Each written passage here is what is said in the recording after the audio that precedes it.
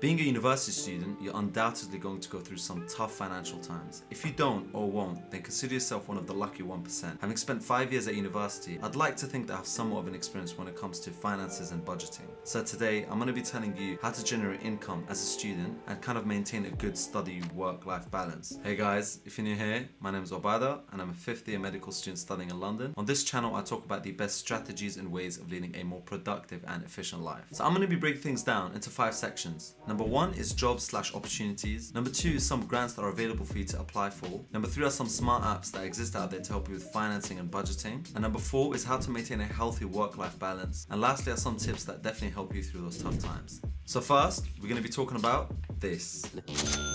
Money. I know it's £5, but I'm broke. So, to keep it simple, I'd recommend finding a flexible job that allows you to work on your own terms, or maybe part-time, something like maybe a maximum of 3 times a week. One of the first jobs that I undertook was working as a steward at Arsenal Football Club. Now, at the time, they paid me above minimum wage, which is around £10 an hour, and it was so flexible, allowing me to work as little as once a month, all the way up to 20 times a month if I wanted to. So it's really flexible, and it made it a great first-time job as a student. Now, I personally would recommend that you avoid any form of retail jobs. They usually trying to overwork you, making you work the maximum number of hours with a bare minimum wage. And if you ever don't do overtime shifts and you request time off for a long time, they will literally replace you like this in a heartbeat. Now, for the most ideal thing, I'd suggest you do a job that aligns with something you're passionate about, or something that revolves around the course that you're undertaking at university, because that would work hand in hand with your studies. For example, if you're studying pharmacy, working in one can be both beneficial for exams and studies, and because it's something you're interested in, will help keep you mentally stimulated. Another example, one which I've been doing for over 6 years now, is being a private tutor, teaching A-level biology, chemistry, maths, and even Arabic. Now, this allows you to be your own boss and control your schedule and prices. This keeps you constantly sharp in your mind and keeps your knowledge always up to date. Now, having said that, tuition isn't all positive. It's quite seasonal, which means when it comes to certain times like the summer, you won't have a lot of students, and unfortunately that may affect your job. That's why I'd recommend you join a tuition company to help you set up, which fortunately brings us to today's sponsor,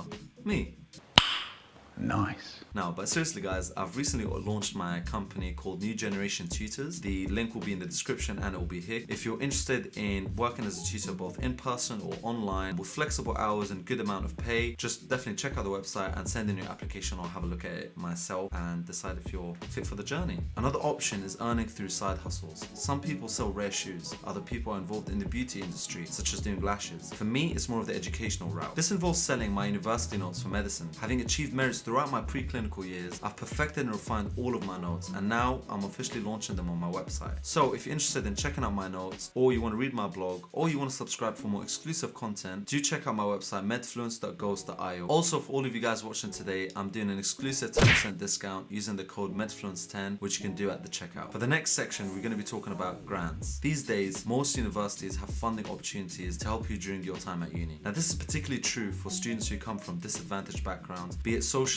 or financially. Honestly, there's plenty of grants to support you as long as you apply for them. I'd highly recommend you make a template, sort of like a supporting statement, that says why you need the money and how you're going to spend it. And then you just individually tailor that to each grant that you're applying for. And over time, you could perfect that template to make it even more successful when you're applying for future grants. Now, bear in mind, these grants are not specifically only for people with low income brackets. There are some grants that actually exist for people whose parents earn above a certain bracket of income. The student themselves who's applying does not have actually a lot of money. Aside from grants, there's plenty of cash prizes if you're willing to put in some effort. Now, these include essays, posters, or research on publication competitions. All you have to do is do a good piece of work and you'll earn a decent amount of money. Now, with regards to these funding opportunities, I can only speak on behalf of the UK and my university, but I would definitely push you to be proactive and search if your university has any of these funding or any grant opportunities for you to take advantage of. Now we're going to be talking about apps. Now I'm going to keep this very short and sweet. First, I'd recommend that you check your bank statement at least once every 2 days. Now, Monzo is an amazing app that's easy and free to check your finances and stay on top of them, as well as budget and organize all your spending. Other 2 useful apps that I know of is Daily Cost and Spendy. A lot of these apps are available on iOS and Android, and if you're interested, the links will be in the description below. Now, for the next section is maintaining a healthy work-life balance. Now, that's vital because honestly, burnout is a real thing, especially amongst medical professionals. And if you're not careful, you'll be going into a downward spiral. For those of you who don't know what burnout is when you feel a level of exhaustion, be it mentally, physically, or emotionally, making you overwhelmed or drained. To counteract this, one thing I do is I significantly drop the amount of hours that I work, especially during summer. And I take the quote, work hard, play hard to heart. If you don't unwind, relax, maybe even take a holiday if you can afford it, then you're really at risk of burning out, especially later on in the following year. Lastly is some smart tips. One thing I can definitely give you a tip on is to save at least 30% of your money, and then 40% of your money invest it into a business venture or a passion that you have. And as for the last 30%, that's spend it on food, going out, or even on a holiday. Try not to keep your money static and just lying around there in your bank account. Try and use your money to generate even more income. Simply having cash just lying around there in your bank account is not a smart idea.